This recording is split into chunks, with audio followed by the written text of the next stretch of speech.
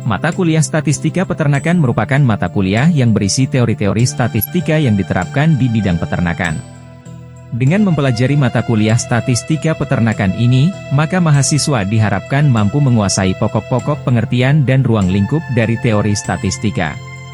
Mampu menjelaskan dan mempresentasikan macam-macam data dan ukuran-ukuran statistika. Mampu menjelaskan instrumen untuk pengumpulan data.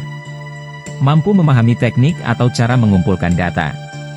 Mampu menjelaskan dan mempresentasikan statistik deskripsi. Mampu menjelaskan dan mempresentasikan distribusi peluang. Mampu menjelaskan dan mempresentasikan distribusi sampling. Mampu menjelaskan dan mempresentasikan selang kepercayaan. Mampu menjelaskan dan mempresentasikan pendugaan. Mampu menjelaskan dan mempresentasikan pengujian hipotesis.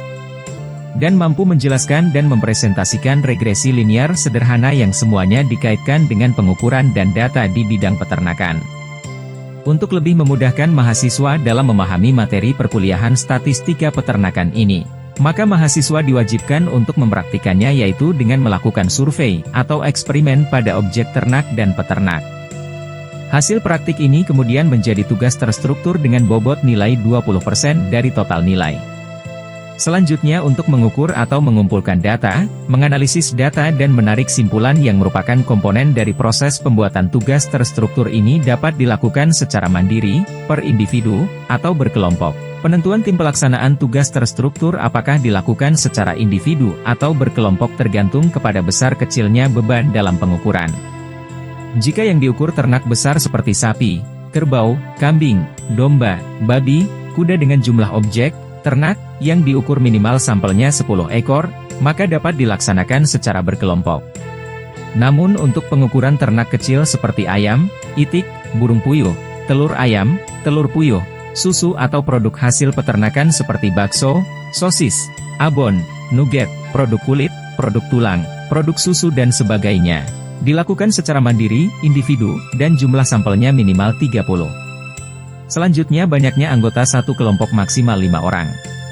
Selanjutnya laporan tugas terstruktur ini terdiri dari 5 bagian, yaitu bagian pertama adalah sampul. Contoh sampul tugas dapat dilihat pada gambar yaitu terdiri dari nama tugas terstruktur, nama dosen pengampu, judul tugas, nama mahasiswa, nomor induk mahasiswa, logo untan, program studi, fakultas, universitas, kota dan tahun. Bagian kedua, yaitu kata pengantar. Isi dari kata pengantar yaitu, ucapan terima kasih kepada Tuhan. Apa tujuan pembuatan tugas terstruktur? Apa manfaat tugas terstruktur? Ucapan terima kasih ke orang yang sudah membantu pelaksanaan kegiatan pengukuran. Kata penutup.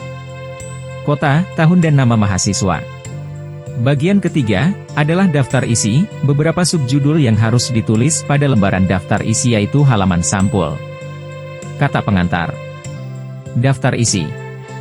A. Teknik pengumpulan data. B. Data hasil survei. C. Analisis dan penyajian data.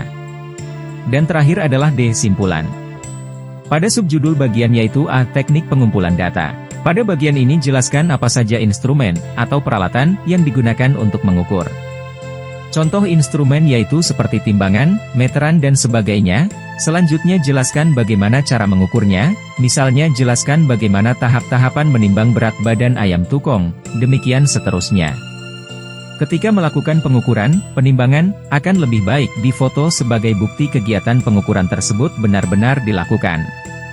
B. Data hasil survei atau pengukuran, merupakan data yang akan digunakan untuk menghitung nilai rata-rata, data persentase dan standar deviasi. Data tersebut dapat berupa data tentang rata-rata berat ternak, berat telur, warna kerabang telur, panjang ekor, lebar jengger, indeks kuning telur, indeks putih telur, lebar kantong udara, nilai Hawk unit, atau nilai persentase warna bulu unggas, dan data untuk menghitung nilai standar deviasi.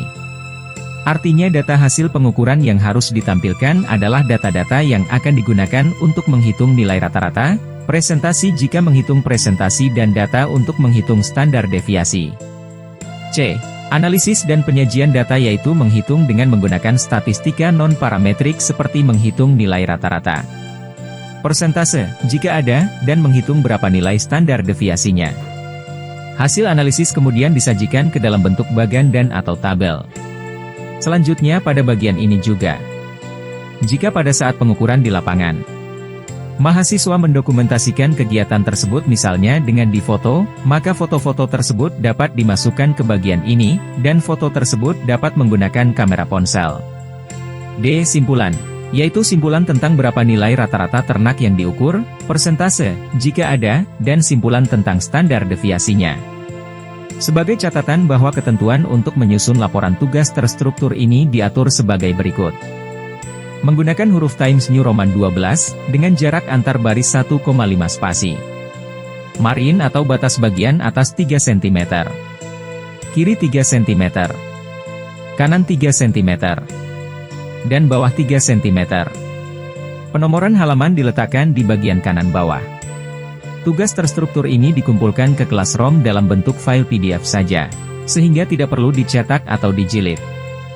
Tugas terstruktur ini harus sudah dikumpulkan ke Classroom paling lambat pada hari ujian akhir semester mata kuliah Statistika Peternakan. Terima kasih.